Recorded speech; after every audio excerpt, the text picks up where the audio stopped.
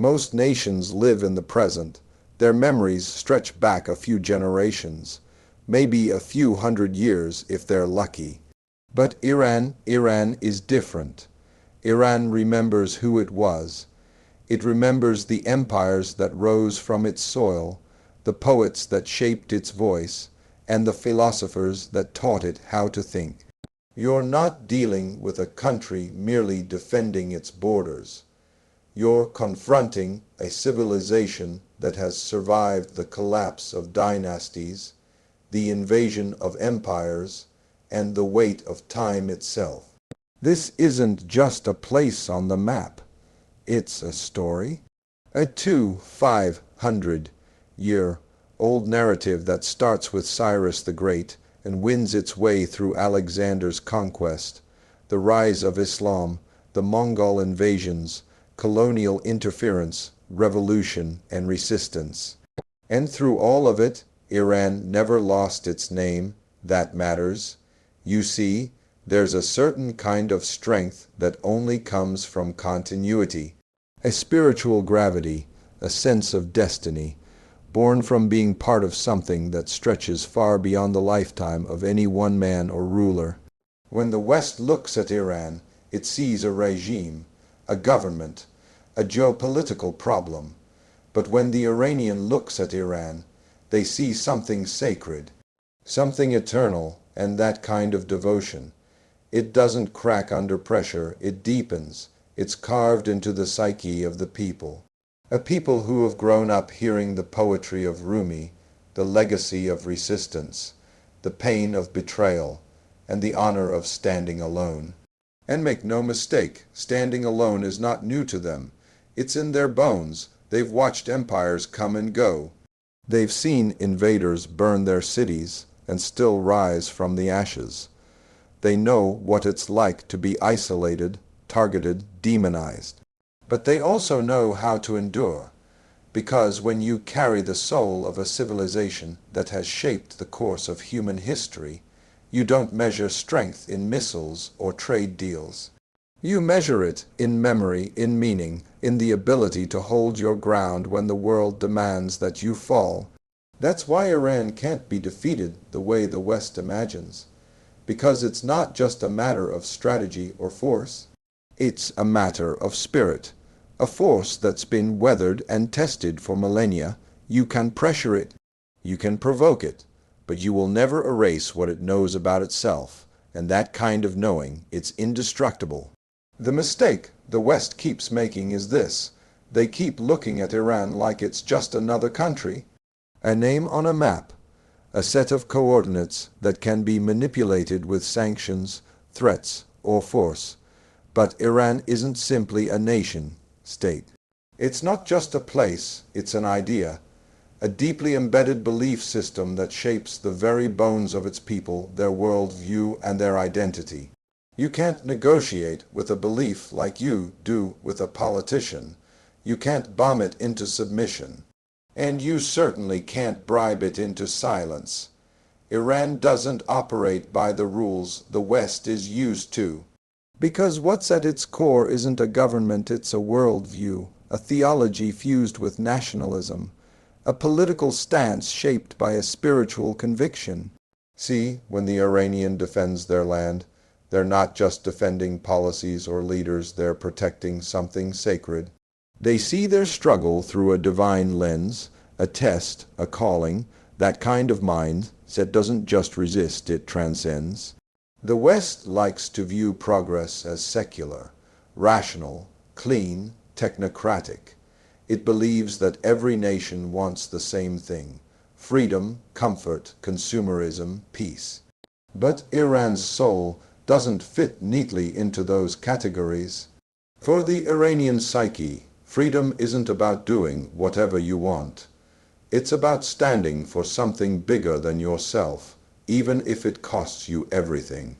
And that's a dangerous kind of power to underestimate. That's why so many of the West's strategies fall flat. They're designed to break systems, cut off supply chains, collapse currencies. But Iran doesn't just function in systems. It survives in sacrifice. This is a culture where martyrdom is not a tragedy, it's an honor, where loss isn't weakness, it's a doorway to eternal purpose. You can't threaten a people who have made peace with pain. You can't defeat a country that teaches its youth the value of dying for what they believe in.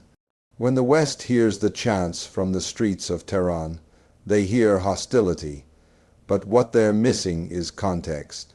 That fire, that defiance, sits not mindless rage, it's historical memory, it's cultural continuity. It's the echo of generations who have resisted the Greeks, the Arabs, the Mongols, the British, the Americans. That resistance has a rhythm. It's not new, it's inherited. The Islamic Republic may be the face the world sees, but the heart of Iran beats with something older, deeper, more complex. This is a place where poetry is memorized like scripture, where the stories of Kabbalah are passed down like sacred code, where politics and spirituality aren't separate, they're intertwined, stitched together through blood, myth, and mission. You have to understand when the West imposes pressure, Iran interprets it not just as aggression, but as confirmation. Confirmation that the world still wants to silence them, still wants to erase them, and that confirmation only deepens their resolve. Because when your existence has always felt like resistance, you learn to wear hardship like armor. That's why diplomacy rarely touches the root, why threats never reach the soul, because you're not dealing with a nation negotiating over numbers. You're facing a people bound by narrative. And until that truth is recognized, every attempt to subdue Iran will be like trying to put out fire with more flame. The West fights to win, but Iran fights because it believes. And belief, when deeply rooted, becomes a force no weapon can destroy. You hear people talk about sanctions like they're a scalpel. Precise, clinical, designed to cut just deep enough to hurt without drawing too much blood. But when it comes to Iran, sanctions haven't played out that way. They've been more like a hammer, coming down again and again, trying to shatter the will of a people who have known hardship long before the first embargo was ever written into law. But here's the thing most folks don't see. That same hammer meant to break Iran has ended up forging it instead. Economic pain can crush a society if that society doesn't know how to adapt, but Iran learned how to adapt generations ago. It didn't wait for the world to offer help. It turned inward. It became resourceful. It learned to stretch every inch of possibility inside limitation. What began as survival became innovation. Sanctions tried to choke the economy, but the people breathed new life into whatever they could touch. They built what they couldn't import. They found ways around what they couldn't access. Engineers, farmers, doctors they didn't give up. They got smarter, hungrier, more determined, and when the shelves were bare, when the currency dropped, when inflation tightened its grip, the people didn't fold. They endured, because for them, this wasn't just about money. It was about dignity, and dignity doesn't get priced in dollars. That's something the West still doesn't understand. You can attack a system, but you can't measure the human spirit with economic data. Iran didn't collapse. It recalibrated.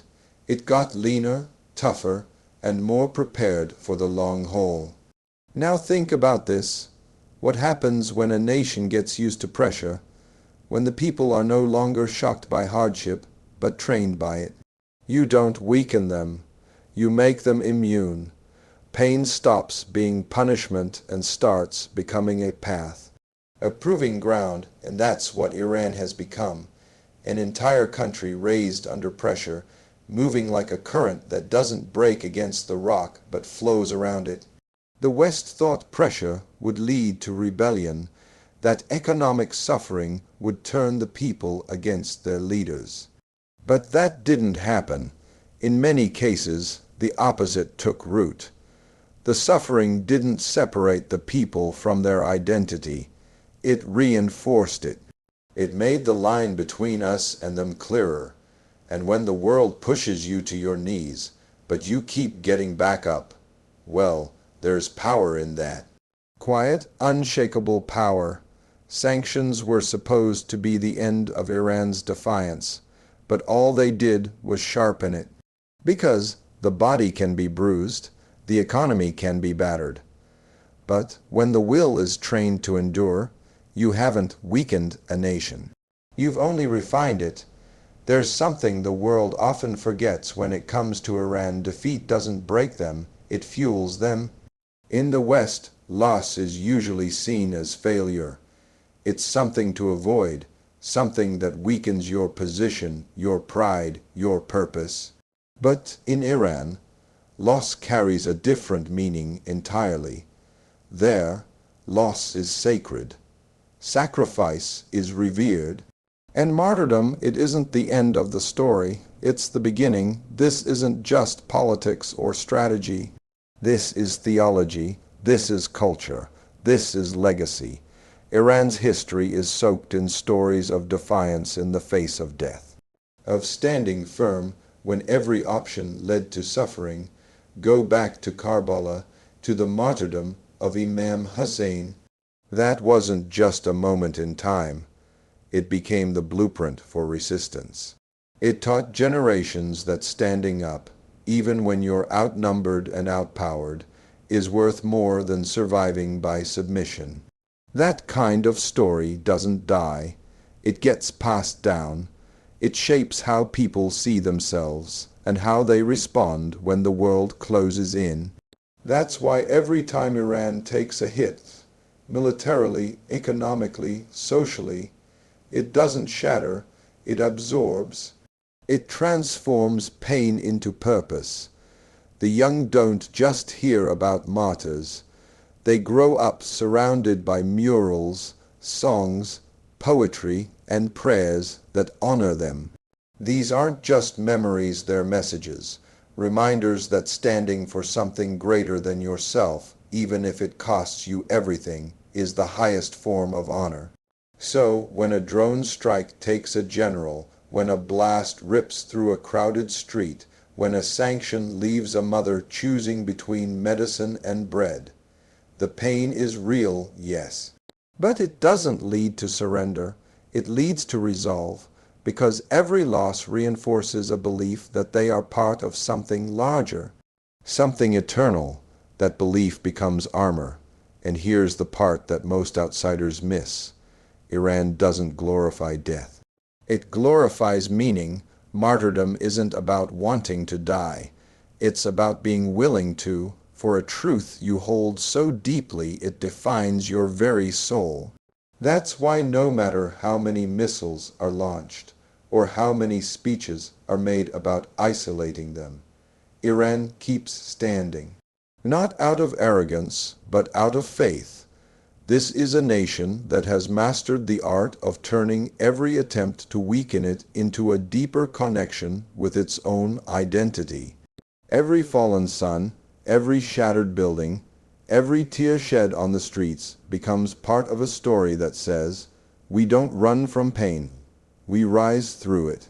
And that's the kind of strength you can't conquer. Because when a people have learned to turn suffering into fuel, you haven't broken them, you've only awakened something far more powerful. Wars today aren't always fought with tanks or jets.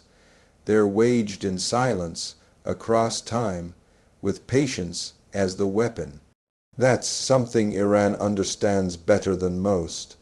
While the West measures power in speed in how quickly it can achieve results, how fast it can dominate, Iran plays a different game. A slower one, a deeper one.